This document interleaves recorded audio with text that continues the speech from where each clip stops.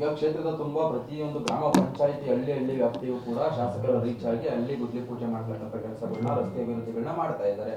ಆದ್ರೂ ಕೂಡ ನಿಮ್ಗೆ ಈ ವಿಚಾರದಲ್ಲಿ ಈಗ ಚರಂಡಿ ರಸ್ತೆಗಳನ್ನ ಮಾಡಲಿಕ್ಕೆ ಮೂಲಭೂತ ಸೌಕರ್ಯಗಳನ್ನ ಕಲ್ಪಿಸೋದಕ್ಕೆ ಅಂತಾನೆ ನಗರಸಭೆ ಇದೆ, ಗ್ರಾಮ ಪಂಚಾಯಿತಿಗಳಿದೆ. ಗ್ರಾಮ ಪಂಚಾಯತಿನಲ್ಲಿ ಗೆದ್ದಿರುವಂಥ ಅಥವಾ ನಗರಸಭೆಯಲ್ಲಿ ಗೆದ್ದಿರುವಂಥ ಸದಸ್ಯರುಗಳು ಅಲ್ಲಿನ ಬಾಡಿ ರಸ್ತೆಗಳನ್ನ ಚರಂಡಿಗಳನ್ನ ಮಾಡುತ್ತೆ.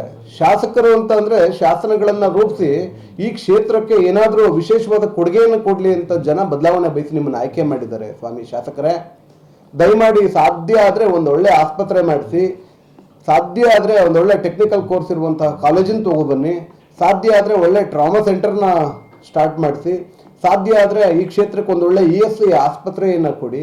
ಬಿಡಿ ನೀವು ಈ ಗ್ರಾಮ ಪಂಚಾಯತಿ ಸದಸ್ಯರುಗಳು ಮಾಡುವಂತಹ ಪೂಜೆಗಳನ್ನು ಒಂದೊಂದು ಕಾಮಗಾರಿಗೆ 3 ಬಾರಿ ಪೂಜೆ ಮಾಡಿ ಪ್ರಚಾರ ತಗೊಳ್ಳುವಂಥದ್ದನ್ನ ಬಿಟ್ಬಿಟ್ಟು ದಯಮಾಡಿ ಶಾಸಕರ ಪದಕ್ಕೆ ನಿಜವಾದ ಅರ್ಥವನ್ನು ತುಂಬಿ ಇನ್ನು ಮುಂದಾದರೂ ಕೂಡ ಒಳ್ಳೆಯ ಯೋಜನೆಗಳನ್ನು ತರೋದ್ರ ಮುಖಾಂತರ ಈ ಕ್ಷೇತ್ರದ ಅಭಿವೃದ್ಧಿಯನ್ನು ಮಾಡಿ.